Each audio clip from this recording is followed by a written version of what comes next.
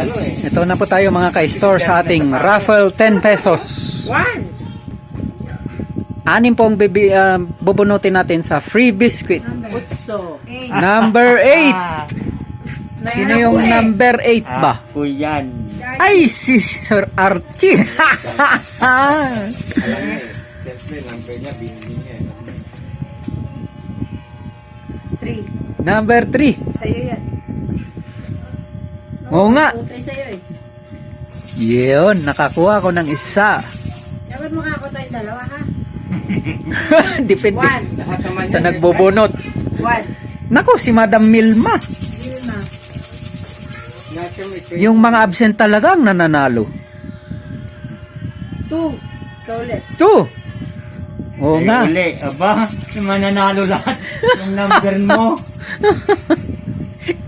Kayong namili, lahat yun eh nahuli.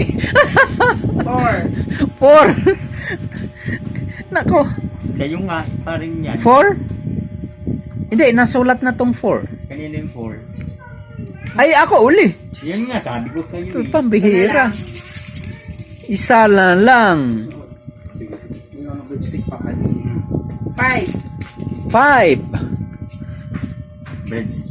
Magkano? Si Brother Ray. Magkano to? Breadstick?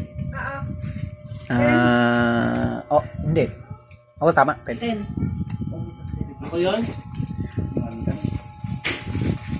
Oo, bro, meron kang meron ka palang na advance. Oo. Masulat. Binayaran ko yung kahapon. Sabi mo bukas ng kahapon. Congratulations sa mga winners ng free biscuit. Anim po. Anim po ang Wala sa inyo? Yan, wala. bubunutin. Round 34 na po sa free biscuit.